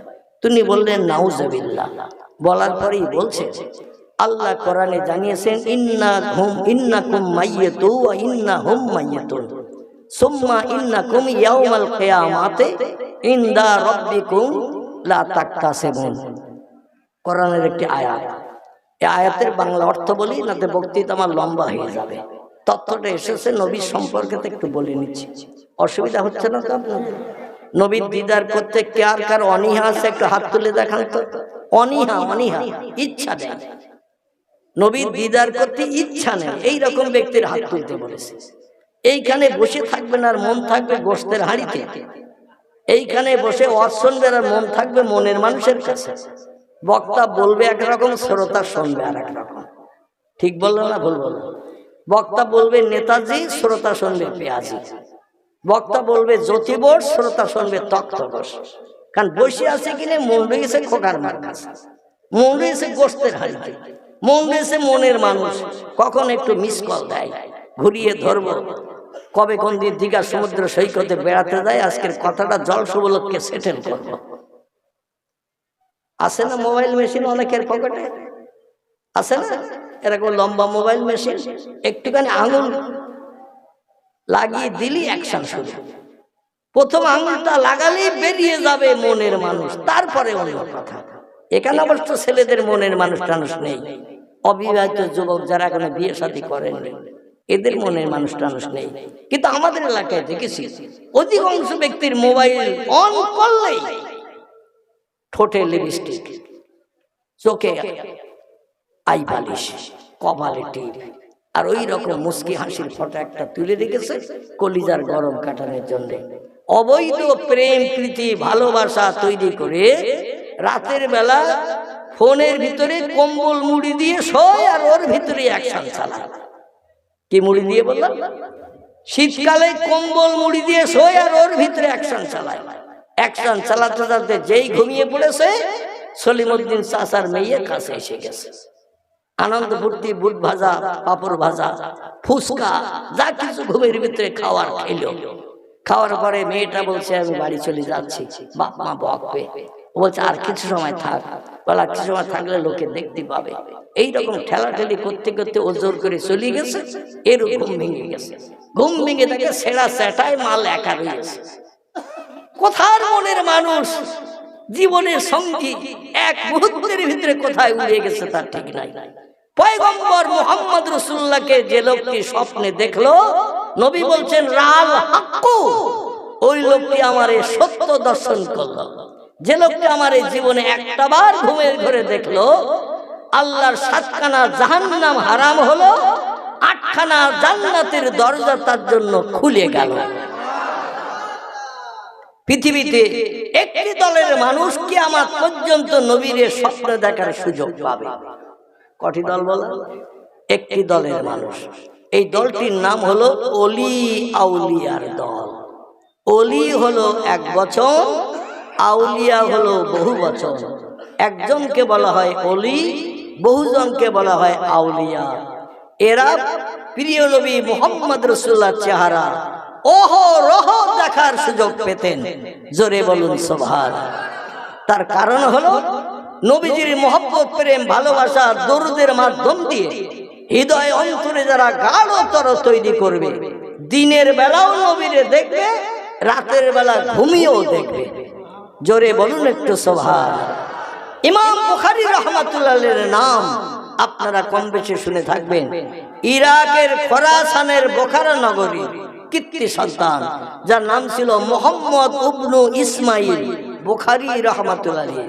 পৃথিবীতে যত হাদিসের কিতাব আছে, সব হাদিসের কিতাবের মর্যাদা নিচে নামিয়ে দিয়ে এখনো মাথা উঁচু করে হাদিসের কিতাবটি দাঁড়িয়ে আছে। এর নাম হলো সহিহ বুখারী শরীফ। কি নাম বললাম? সহিহ বুখারী শরীফ। এই বুখারী শরীফের লেখক ওযু করে পবিত্রতা অবলম্বন করে 2 রাকাত করে নফল নামাজ পড়ে ডাইনে বামে সালাম ফিরিয়ে মাথা নিচু করে যায় নামাজে বসে একটু ইস্তেখারা করতেন একটা হাদিস ওনার কিতাবে লেখার জন্য। ইমাম বুখারীর আদর্শের নিয়ম নীতি ছিল, ওনার কেতাবে নবীজির জবানি হাদিস লিখবেন, তো একটা হাদিস লেখার আগে ওযু করে পবিত্রতা অবলম্বন করতেন, তারপরে সূরা কেরাত পাঠ করে 2 রাকাত নফল নামাজ পড়তেন। নামাজ পড়ার পর মাথা নিচু করে জায়নামাজে বসে বাহ্যিক চোখ দুটো বন্ধ করতেন। সঙ্গে সঙ্গে ইমাম বুখারীর অন্তরের চোখ সোনার মদিনায় সবুজ গম্বুজের নিচে চলে যেত। আর একটু জোরে বলা যাবে না? ইমাম বুখারী রাহমাতুল্লাহ আলাইহি 6 লক্ষের অধিক হাফেজ ছিলেন। নবীজির জবানি 6 লক্ষের অধিক হাদিস তিনি তার মেমোরিতে জমা করে রেখে দিয়েছিলেন। যে কিতাবটি মানুষের জন্য উপঢৌকন দিয়ে গেছেন, এই কিতাবটির নাম সহিহ বুখারী শরীফ। এর ভিতরে 6,500-এর মতো হাদিস লিপিবদ্ধ আছে। কিন্তু যিনি 6 লক্ষ হাদিসের হাফেজ ছিলেন, তিনি সামান্য 6,500 লিখে কিতাব শেষ করলেন কেন? তার কারণ হলো, খুব ভালো করে শোনেন, একটা করে হাদিস লিখতে গেছেন, মেমোরিতে জমা করা হাদিস লিখতে যে উনি বাহ্যিক চোখ বন্ধ করে অন্তরে চোখ চালিয়েছেন। পয়গম্বর মুহাম্মদ রাসূলুল্লাহর সঙ্গে ইমাম বুখারীর সঙ্গে সঙ্গে দেখা হয়ে যেত, রাত দিন কোনো ব্যাপার ছিল না। যখনই তিনি হাদিস লিখতে বসতেন, 2 রাকাত নামাজ পড়ে বাহ্যিক চোখ বন্ধ করলে দিনের বেলাও নবীজিকে যেমন দেখতে পেতেন, রাতের বেলাও তেমন দেখতে পেতেন। জোরে বলুন সুবহানাল্লাহ। আল্লাহ নবীকে ডেকে বলতেন, ইয়া রাসূলুল্লাহ, ইয়া হাবিবাল্লাহ, আপনার জামানায় আমি পৃথিবীতে জন্মগ্রহণ করতে পারি নাই, আপনার চাঁদ মুখ আমি সরাসরি দেখার সুযোগ পাই নাই। আল্লাহ পরবর্তী যুগে আপনার ইন্তেকালের পরে পৃথিবীতে আমারে পাঠিয়েছেন, কিন্তু আপনার সাহাবীদের কাছ থেকে, তাবিদের কাছ থেকে, তাবিদের কাছ থেকে আপনার জবানি মোবারক শুনে শুনে আমার মেমোরিতে জমা করেছে কিছু কম বেশি 6.5 লক্ষের মতো। কতটা? আমি মারা যাব, ইন্নাকুম মাইয়িতুন, ইন্নাকুম মাইয়িতুন, ইন্নাকুম মাইয়িতুন, ইন্নাকুম মাইয়িতুন, সুম্মা ইন্নাকুম ইয়াউমাল কিয়ামাতি ইনদা রাব্বিকুম লা তাকতাসিমুন। আল্লাহ কোরআনে তথ্যকোট করেছেন, চিরস্থায়ী পৃথিবীতে কেউ বাঁচবে না। ও নবী, তুমিও মৃত্যুবরণ করবে, তাম পৃথিবীর সব সৃষ্টিরও মরণ করা হবে। আয়াতের বাংলা অর্থ হলো এই জন্য তোমার মরণ হবে। ইয়া রাসূলুল্লাহ, আপনি পৃথিবীর সেরা ব্যক্তিত্ব, আপনার যখন ইন্তেকাল হয়ে গেছে, আমি অধম মুহাম্মদ ইবনে আবু বকর, মুহাম্মদ ইবনে ইসমাইল বুখারী, আমার মরণ হবে সন্দেহ নাই। তবে আমি মরে গেলে আমার মেমোরি জমা করা হাদিসগুলো কবরে নিয়ে চলে যেতে হবে। 200 মাইল পর্যন্ত পায়ে হেঁটে হাদিসের মুহাদ্দিসদের কাছে যে দুটো একটা করে হাদিস শুনে শুনে মেমোরিতে জমা করেছে। আল্লাহ তার মেমোরিটা বাপ ও মায়ের দোয়ার বাবরকতে এমন সাফ করে দিয়ে দিয়েছিলেন, একটাবার কোনো কথা কানে শুনলে, একটাবার কোনো জিনিস চোখে দেখলে মরণের দিন পর্যন্ত ভুলতেন না। জোরে বলুন একটু সুবহানাল্লাহ, নারায়ে তাকবীর। আল্লাহ যখন আমার ইন্তেকাল করবে, আমি আমার মেমোরিতে জমা করা 6.5 লক্ষ হাদিস বহু কষ্ট পরিশ্রম করে জমা করেছি, এগুলো নিয়েই কবরে চলে যেতে হবে। আপনার উম্মত মণ্ডলীর উপকারের জন্য আমি একটা হাদিসের কিতাব সমাজের মানুষের কল্যাণের জন্য রেখে যেতে চাই। তাই হাদিসের কিতাব লেখার চিন্তা ভাবনা নিয়ে বসেছি। আপনার জবানি সত্য সত্য কথা আমি লেখার জন্য 2 রাকাত নামাজ পড়ি ওযু করে, এবার ইস্তেখারা করে আপনার সঙ্গে সাক্ষাৎ পাই। নবী এই হাদিসটি আপনার জবানি না অন্য কোন ব্যক্তির জবানি, আমাকে একটু তথ্য দিন। যদি আপনার জবানি হয় তাহলে আমার কিতাবে জায়গা দেব, আর আপনার জবানি যদি না হয়, আমি মুহাম্মদ ইবনে ইসমাইল আমার কিতাবে ওটা জায়গা দেব না, লিখব না। 6.5 লক্ষ হাদিস ছাঁটাই করে, বাছাই করে, যাচাই করে মাত্র 6,500-এর মতো হাদিস ইমাম বুখারী ওনার কিতাবে লিখেছেন। প্রত্যেকটি হাদিস লেখার সময় নবীজির সঙ্গে তার সাক্ষাৎ হয়েছে। আর মুফতি আমির হামজা বলছেন, মানুষ মারা গেলে কবরের ভিতরে পচে গলে মাটি হয়ে যায়। মুহাম্মদও মারা গেছে, মুহাম্মদ কবর থেকে উঠে কোনোদিন কারো হাতে হাত দিতে পারে না। গতকালকের প্রোগ্রামের বক্তব্য আমি নিজে সরাসরি কানে শুনে এসেছি। এরকম আলেমদের ওয়াজ শোনা যাবে কিনা? এই রকম যদিও কোরআন হাদিসের পোকা বিজ্ঞ আলেম তিনি, কোরআন হাদিসের প্রচুর জ্ঞান তার রয়েছে, কিন্তু ইবলিস শয়তানের জ্ঞান কম ছিল নাকি? ইবলিস শয়তান জান্নাতের ভিতরে সোনার চেয়ারে বসে ফেরেশতাদের এইরকম সামনে বসিয়ে নিয়ে ওয়াজ করত, আর ফেরেশতারা হা করে ইবলিসের বক্তব্য শুনতো। কারণ ফেরেশতারা যেগুলো জানতো না আল্লাহ সেগুলো ইবলিস শয়তানকে শোনাতো, যার পূর্ব নাম ছিল আজাজিল। কি নাম? আজাজিলকে শুনিয়ে দিতে, এই তথ্যগুলো শোনো, কেউ আমার ফেরেশতারা জানে না। আর নতুন কথা শুনতে সকলে উদ্গ্রীব হবে। এই নতুন কথাগুলো জান্নাতের ভিতরে ফেরেশতাদের সামনে নিয়ে মুআল্লিমুল মালায়েকা তোমারে বানিয়েছি, সমস্ত ফেরেশতাদের শিক্ষক তোমারে বানিয়েছি, ওয়াজ করো, ধীর স্থির ভাবে তারা শুনবে। কারণ এই কথা কোনোদিন কারো কাছে শুনিনি, আজকে যেটা তোমারই মুখ দিয়ে ফেরেশতাদের শোনাচ্ছি। আমার ভাইরা, এই জন্য ইবলিস সমস্ত ফেরেশতাদের শিক্ষক হওয়া সত্ত্বেও লানাতুল্লাহি ইবলিসা, আল্লাহ অভিসম্পদ দান করলেন, জান্নাত হারাম বানালেন, চির জনম তার জন্য জাহান্নাম হালাল বানিয়ে দিলেন একটা হুকুমের খেলাফ করার কারণে। কথা বললাম, একটা হুকুমের খেলাফ করার কারণে। আল্লাহ বলেন আদমের সামনে রেখে একটু সিজদা কর। ফেরেশতা যেমন করছে, ও বলল আবা ওয়াস্তাকবারা ওয়া কানা মিনাল কাফিরিন, আমার পক্ষে কাদামাটির তৈরি মানুষের কাছে মাথা নত করা যাবে না। আল্লাহ বলেন আমার নূরের তৈরি ফেরেশতা, তুই তো আগুনের তৈরি তোরে বানিয়েছিস। নূরের তৈরি ফেরেশতাদের যেই বললাম ওয়াইয়াফআলুনা মা ইউমারুন, আল্লাহ কোরআনে তত্ত্ব কোট করে দিয়েছেন, যখন যেটা আল্লাহ বলেন ফেরেশতারা লাভ হবে কি লস হবে এ চিন্তাও না করে আল্লাহর হুকুমকে বাস্তবে রূপ দান করেন। জোরে বলুন একটু সুবহানাল্লাহ।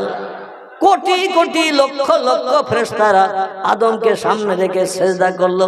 সেজদা করার কারণ হলো আদমের দেহের ভিতরে জান্নাতুল মাওয়ার ভিতরে আল্লাহ যেই প্রাণ ঢুকিয়ে দিয়ে দিলেন, আদম অচল দেহ প্রতিমা, যেই প্রাণ সেট হয়ে গেল আদম সচল হয়ে গেল।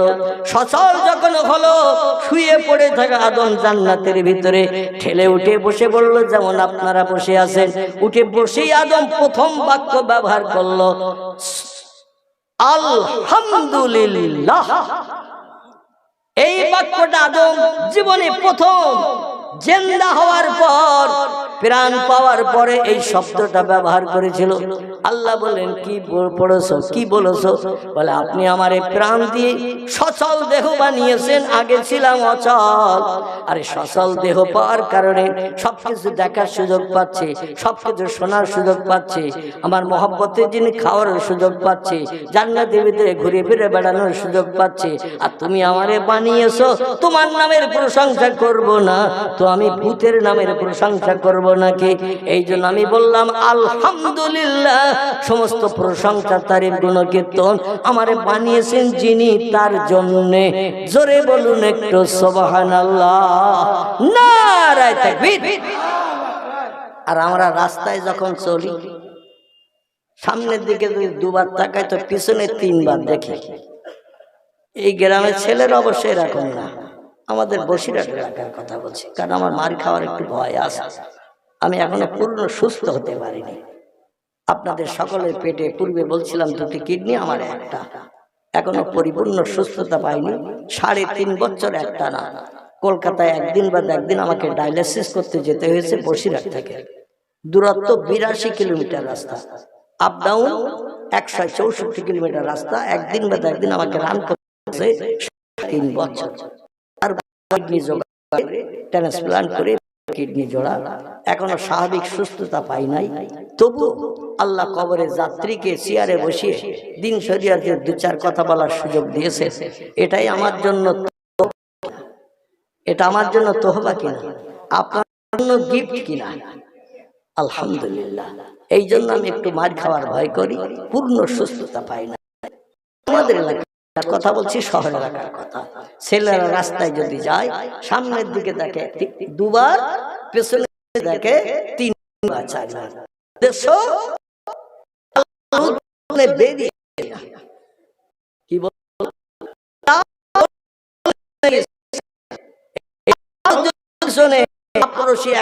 দূরে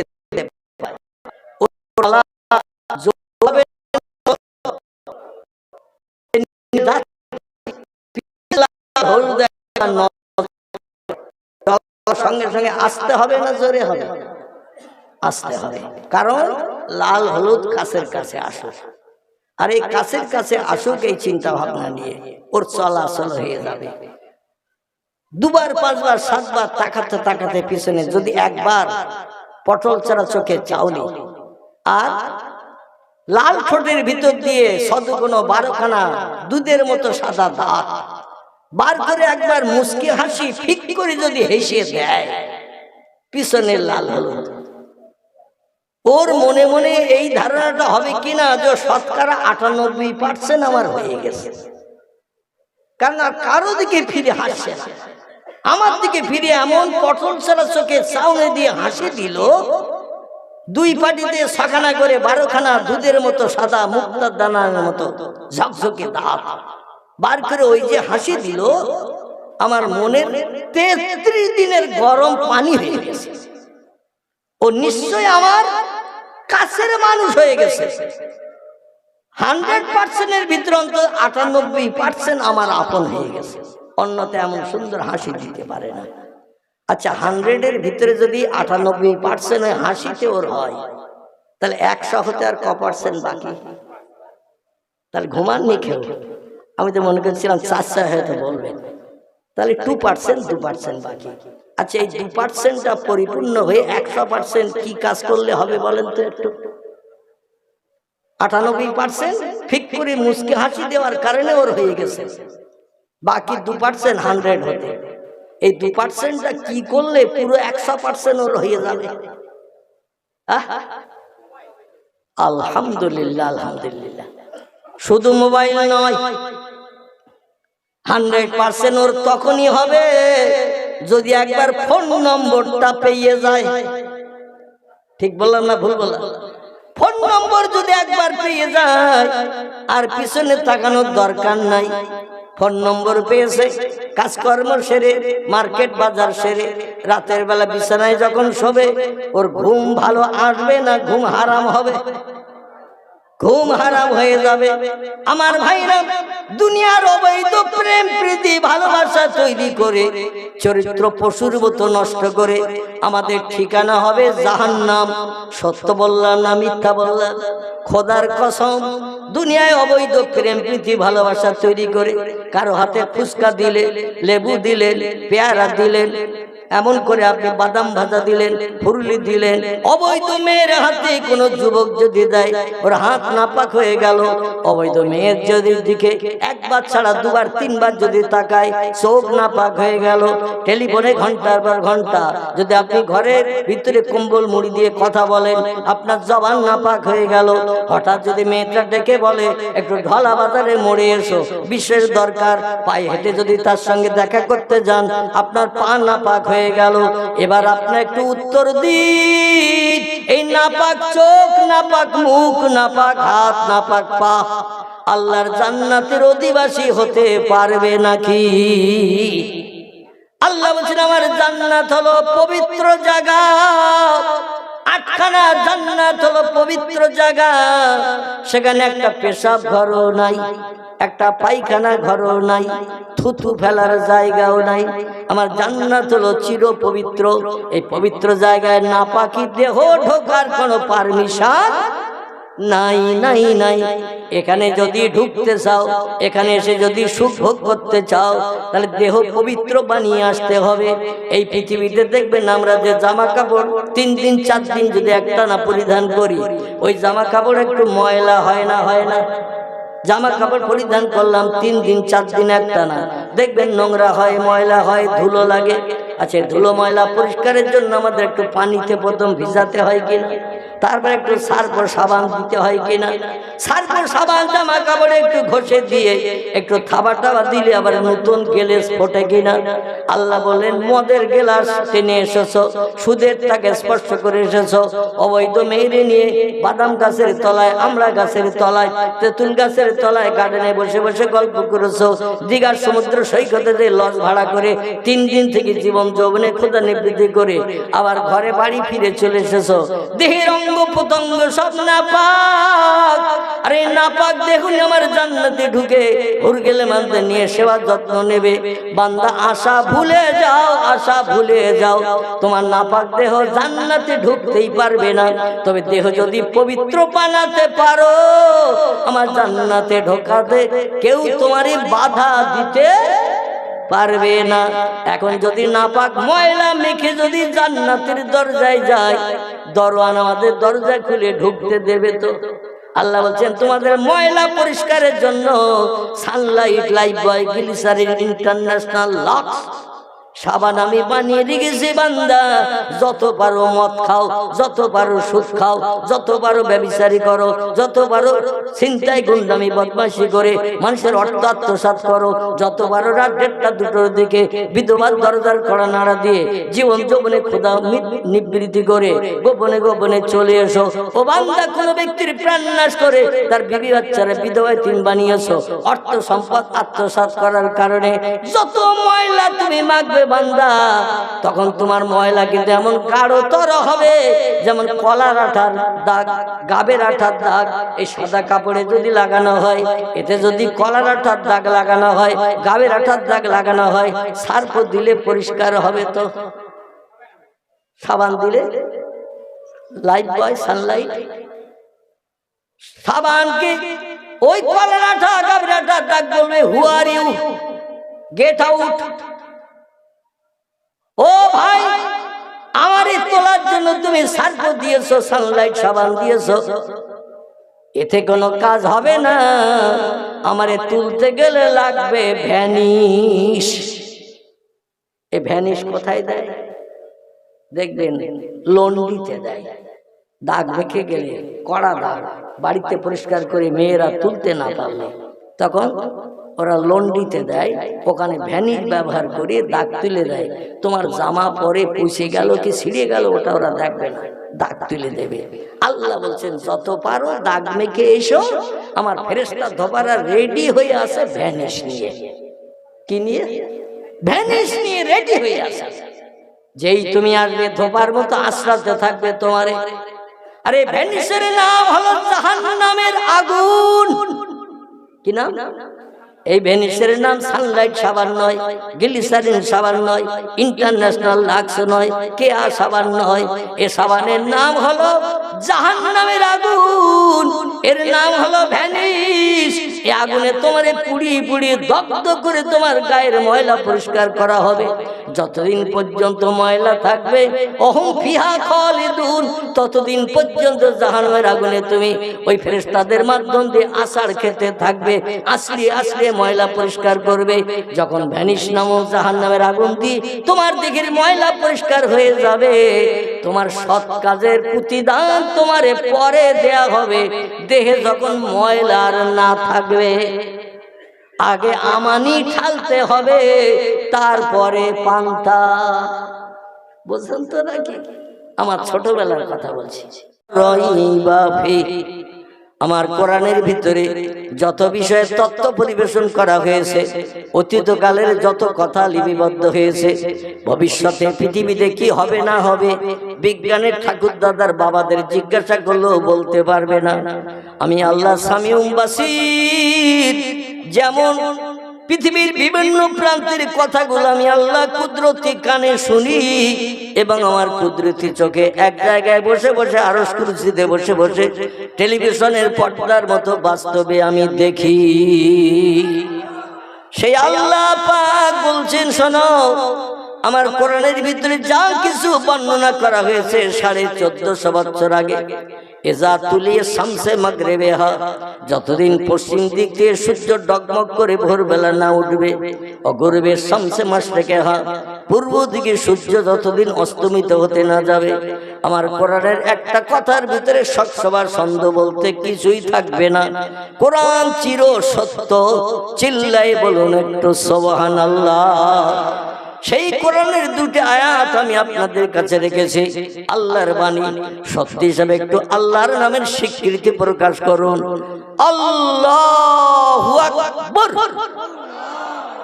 হলো না? আর একটু প্রাণ খুলে গলা ছেড়ে বলুন, বাড়ি যেয়ে যখন জলসা শেষে বাড়ি যেয়ে দরজার কড়া নাড়া দেবেন, মেয়ের একটু জিজ্ঞাসা করে না বাইরে কে এসেছো? না দরজা নাড়া দিলে খুলে দেবে? কি খুলে দেবে নাকি? দরজা নাড়া দিলে খুলে দিলে তারা বিপদগ্রস্ত হবে না সুখী হবে? অন্য কোনো ব্যক্তি তো নাড়া দিতে পারে। এই জন্য একটু আওয়াজ শুনতে চাই, বাইরে কে দরজার কড়া নাড়া দিচ্ছে। একজন ব্যক্তি যদি ছেলে থাকে চারটে ছেলে প্রাপ্তবয়স্ক হয়েছে, চারটে ছেলের বিয়ে দিয়েছে, চারটে ছেলের চারটে স্ত্রী আছে, সহধর্মিণী বিবি আছে।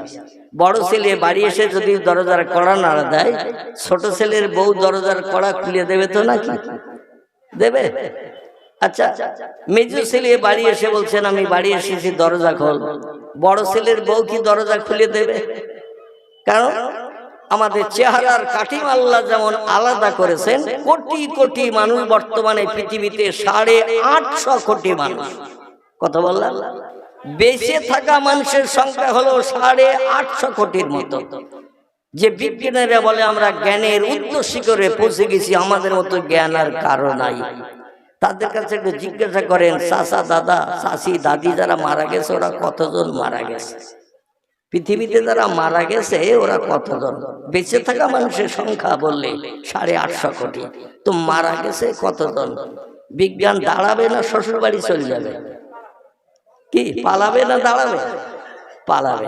বিজ্ঞানী যদি বলা হয় আগামী ভবিষ্যৎ প্রজন্ম কিয়ামত পর্যন্ত কত ছেলে মেয়ে জন্ম নেবে, ওরা অন্তত 1 সপ্তাহ ছুটির চিন্তা ভাবনা করে আপনার কাছ থেকে সময় চেয়ে নেবে না? নেবে না? যে 1 সপ্তাহ পরে বাড়ি আসবো, ব্যস্ত আছি, শ্বশুর বাড়ি যাচ্ছি, পরে এসে চাচা বলবো, এই বলে চাচার হাত থেকে বেরিয়ে যে ও শ্বশুর বাড়ি ঘর জামাই থাকবে না, 1 সপ্তাহ পরে বাড়ি আসবে ঘর জামাই থাকবে। কারণ পৃথিবীতে কত মানুষ জন্ম নেবে বিজ্ঞানের বাবার ক্ষমতা নাই এ তথ্য দেওয়ার। আমরা যেটা চোখে দেখতে পাই না সেটা দেখতে পাই কে? আর একটু জোরে বলেন। আমরা যে কাজটা তাড়াতাড়ি করতে পারি না সে কাজটা সবার আগে করতে পারেন কে? আমরা যে খবরটা তাড়াতাড়ি জানতে পারি না বুঝতে পারি না, সবার আগে খবরটা জানতে বুঝতে পারে কে? তিনি হলেন আল্লাহ সুবহানাহু ওয়া তাআলা। সেই মাবুদের নামের আওয়াজ আরেকটাবার একটু জোরে তুলুন, যাতে আমি বক্তৃতার দিকে এগিয়ে যেতে পারি। গলা ছেড়ে আওয়াজ তুলে বলুন আল্লাহু আকবার। আলহামদুলিল্লাহ। মানে মৌলবী যত ঘটবে শ্রোতা তত ধার হবে, ঠিক না ভুল? দেখবেন যদি কোনো ভোতা দা ছুরি কিছুতে শিলে ঘষেন তাহলে ও ধার হয় না ভোতা হয়? যত ঘষবেন তত ধার হবে। এখন আমার ঘষা কাজ, আমি ঘষবো এবং আপনাদের কণ্ঠের আওয়াজ নেব, কারণ পয়গম্বর মুহাম্মদ রাসূলুল্লাহ একটা সুন্নত আদায় হবে। নবীজি মসজিদে নববীতে একটানা ওয়াজ করেছেন 10 বছর। ক বছর? মসজিদে নববী, যে মসজিদে 1 রাকাত নামাজ এখনো পড়লে 50,000 রাকাত নামাজ পড়ার সব নামামলের থলিতে জুটে যায়। জোরে বলুন সুবহান। এই মসজিদটা দামি মসজিদ না নরমাল মসজিদ? দামি মসজিদ। এই মসজিদের ভিতরে পয়গম্বর সাহাবীদের ব্রেন মগজ সাফ করার জন্য, আল্লাহ জান্নাত জাহান্নামের কথা মগজে ঢোকানোর জন্য, ভালো মন্দ উপদেশ মানুষের মগজে ঢোকানোর জন্য একটানা নবীজি 10 বছর ওয়াজ করেছেন মসজিদের ভিতরে। আমরা এখন ওয়াজ নসিহতের মজলিস বানাই, ফাঁকা জায়গায় প্যান্ডেল করি, ঠিক কি না? মসজিদে করে। আবার মসজিদে যদি কোনো ব্যক্তি বক্তৃতা করে, কোরআন হাদিসের কথা বলে, বর্তমান একবিংশ শতাব্দীর যুগে কিছু দলমত পথের আবির্ভাব হয়েছে। তারা বলে মসজিদে ওয়াজ করা হলো বেদাত। কি বলে? বেদাত। কিন্তু ওরা জানে না যে পয়গম্বর মুহাম্মদ রাসূলুল্লাহ 1450 বছর আগে ওয়াজের সূচনা করেছিলেন মসজিদের ভিতরে। একটানা 10 বছর ওয়াজ করেছেন। তাহলে ওয়াজ বিশ্ব নবীর আদর্শের অনুসরণ অনুকরণ করা এটা ভালো কাজ না খারাপ কাজ? ভালো কাজ। আমার ভাইরা, শ্রোতারা কেমন শুনছে নবীজির কথা, সাহাবীরা কেমন শুনছেন নবীজির বক্তব্য, মাঝে মাঝে একটা কথা পয়গম্বর সাহাবীদের কাছে এই কবার জিজ্ঞাসা করতেন। দেখতে পাচ্ছেন আমার আঙুল? কবার? 3 বার একটা কথা 3 বার জিজ্ঞাসা করতেন। আর সাহাবীরা তিনবারই ওই একটা কথার একই উত্তর দিতেন এবং মজলিসটা জজবায় ভরে যেত। বর্তমান ১বিংশ শতাব্দীর যুগে নবীর একটা সুন্নত জিন্দা রেখে যদি আমরা কবরে যাই আমাদের কি লাভ হবে একটু শুনুন। আল্লাহর পয়গম্বর বলছেন, মান তামাসসাকা বিসুন্নতি ইনদা ফাসাদে উম্মতি ফালাহু আজরু মিআতা শহীদিন। জোরে বলুন একটু আল্লাহু আকবার। আল্লাহর নবী ১৫০০ বছর আগে জানিয়ে গেছেন, আখিরি জামানায় শেষ যুগে, এই যুগটা শেষ যুগ না নতুন যুগ, এই যুগটি হলো শেষ যুগ, আখিরি জামানা। নবী বলছেন আখিরি জামানায় শেষ যুগে মানুষ আমার আদর্শের অনুসরণ অনুকরণ যখন করতে চাইবে না, আমার আদর্শের অনুসরণ অনুকরণ যখন করতে চাইবে না, ওই সময় একটা সুন্নত যদি কোনো ব্যক্তি জিন্দা রেখে কবরস্থ হয়, আল্লাহ পাক রব্বুল আলামিন আমার সুন্নত জিন্দা রাখার কারণে, আমার সুন্নতকে বাস্তব জীবনে রূপদান করার কারণে ১০০ শহীদের মর্যাদা ওই ব্যক্তিকে দান করে দিয়ে হাসরের মাঠটি হবে ৫০,০০০ বছরের লম্বা দিন, ৫০ আলফা সানা মিম্মা তাউদ্দুন। আল্লাহ নবী বলছেন একটা দিন আল্লাহ বানাবেন সমস্ত পৃথিবীর সব দেশের মানুষের হিসাব নিকাশের জন্য, একদিনই হিসাব নিকাশ শেষ করে দেবেন। তো এখনকার মতো ২৪ ঘন্টার দিন সেদিন তিনি বানাবেন না। সূর্য যেদিন পশ্চিম দিক থেকে উঠবে ডগমগ করে, পূর্ব দিকে অস্তমিত হতে যাবে, নবী বলছেন সেদিনটা একটু গাডার মার্কা লম্বা হবে। কি মার্কা বলা? দেখবেন না টাকার গাডা দিয়ে রাখে, দোকান থেকে মাল নিয়ে মালের প্যাকেটের উপরে বা কাগজের ঠোঙার উপরে একটু গাডা দিয়ে দেয়, দেয় তো নাকি? গাডা টানলে ছোট হয় না লম্বা হয়? আল্লাহ সেদিন এই দিনটা লম্বা করবেন। ৫০ আলফা সানা মিম্মা তাউদ্দুন। যেমন ভাবে তোমরা মাস গোনো, যেমন ভাবে বছর গোনো, এইভাবে গুনতে থাকবে। ৫০,০০০ বছর গণনা করতে যত ঘন্টা লাগবে একটা দিন করা হবে তত ঘন্টা। বর্তমান ১বিংশ শতাব্দীর যুগে বিজ্ঞানীরা বলছে এই পৃথিবীর জমিন থেকে সূর্যের দূরত্ব হলো ৯,৩০,০০,০০০ মাইল দূর। কতটা বললাম? বিজ্ঞানী মতের কথা বলছি। সূর্যের দূরত্ব হলো পৃথিবীর জমিন থেকে ৯,৩০,০০,০০০ মাইল দূর। আল্লাহ নবী তিরমিজি আবু দাউদ শরীফের হাদিসে জানাচ্ছেন সেদিন সূর্য এই দূরত্ব জায়গা থেকে নামতে নামতে মানুষের মাথার উপরে মাত্র হাফ মাইল দূরে, মতান্তরে ১ মাইল দূরে এসে অবস্থান করবে। পৃথিবীর বিজ্ঞানে বলছে পৃথিবীর যে আয়তন, এই পৃথিবীর আয়তনের থেকে সূর্যের আয়তন হলো ১৩ লক্ষ গুণ বড়। তাম পৃথিবীর যা এরিয়া আয়তন, ওই যে সূর্যটা কেমন দেখি, দুনিয়ার থেকে বড় দেখি না ছোট দেখি? ঘুমিয়ে পড়েছেন সব? তাহলে সূর্যটা আমরা এই পৃথিবীর এরিয়ার থেকে বড় দেখি না ছোট দেখি? মোটামুটি একটা মেকার বলতে পারি, বরকর্তা বিয়ে করতে আসলে যে খানজাই করে তার খাবার পরিবেশন হয়, খানসা বলছেন তো নাকি? মাছের মাথা, ডিম ভাজি, এটা ওটা, এইরকম বিভিন্ন জিনিস ভ্যারাইটির বরের খানসায় দিতে গেলে একটু বড় প্লেট লাগে। খানসার প্লেটটা দেখতে অবিকল, যেমন সকালবেলা সূর্য যখন পূর্ব দিকে উদয় হয় তাকিয়ে দেখবেন খানসার প্লেটের মতো অবিকল, তেমন সূর্য কি খানসার প্লেট? বিজ্ঞানীরা বলছে তাম পৃথিবীর এরিয়া যতটা মিলে এই তাম পৃথিবী, এই তাম পৃথিবীর এরিয়া থেকে ১ গুণ নয়, ১০ গুণ নয়, ১০০ গুণ নয়, ১০০০ গুণ নয়, ১,০০,০০০ গুণ নয়, ১৩ লক্ষ গুণ পৃথিবীর থেকে সূর্যের আয়তন বড়। এই সূর্য নেমে আসবেন মাত্র ১ মাইল মাথার উপরে। বর্তমানে আছে ৯,৩০,০০,০০০ মাইল দূর। বৈশাখ জ্যৈষ্ঠ মাসে যখন মন খুলে কিরণ ছাড়ে, পুকুরের পানিগুলো পর্যন্ত গরম পানির মতো হয় না? পুকুরের পানিগুলো পর্যন্ত গরম পানির মতো, উনানে হাড়ি চাপিয়ে পানি দিয়ে জাল দিলে যেমন গরম হয়, পানিগুলো ওই রকম গরম হয়ে যায়। আর মাথার উপরে যদি ১ মাইল দূরে আসে, পয়গম্বর নাসাই শরীফের হাদিসে আরো তথ্য জানিয়ে দিয়েছেন, বর্তমানে সূর্য যে পৃথিবীতে লাইট দেয়, আলো দেয়, সে একটা মুখ দিয়ে টর্চ লাইটের মতো কিরণ দিচ্ছে। সূর্যের টোটাল মুখ বানিয়ে রেখেছেন আল্লাহ ১২টি। এসনে আশারা ফামুন, 12টি মুখ আল্লাহ তারে বানিয়ে রেখেছেন। মৌসাকে দেখবেন মধু যখন পড়া কমপ্লিট হয়ে যায় ও মুখটা লেবেল করে না, মৌসাকের মুখ লেবেল করে রাখে যাতে ওর ভিতরে কোনো জীবাণু পয়জন না ঢোকে, পরে খারাপ হয়ে না যায়। ওই মুখগুলো না কাটা পর্যন্ত মধু কি বাইরে বার হবে, মুখগুলো লেবেল করে রাখে। 11টা মুখ আল্লাহ লেবেল করে রেখে দিয়েছেন, তার থেকে কোনো লাইট আলো কিছুই বার হয় না। তবে যেদিন আল্লাহ দুনিয়া ধ্বংস করবেন, অনুফিখা ফিসসূরে ফাইজাহুম মিনাল আজদাসে ইলা রাব্বিহিম ইয়ানসিলুন। জোরে বলুন একটা আল্লাহু আকবার। কোরআনের 22 পারা সূরা ইয়াসিনের ভিতরে আল্লাহ তথ্যটা কোট করে দিয়েছেন। সেদিন আল্লাহ বলবেন, ইসরাফিল, লক্ষ লক্ষ বছর ধরে একটা কাজের দায়িত্ব দিয়ে তোরে বসিয়ে রেখেছি। আল্লাহ কোরআনে বলছেন, আলুনা মা ইউমারুন, আমি ফেরেশতাদের নূর দিয়ে বানিয়েছি। কি দিয়ে?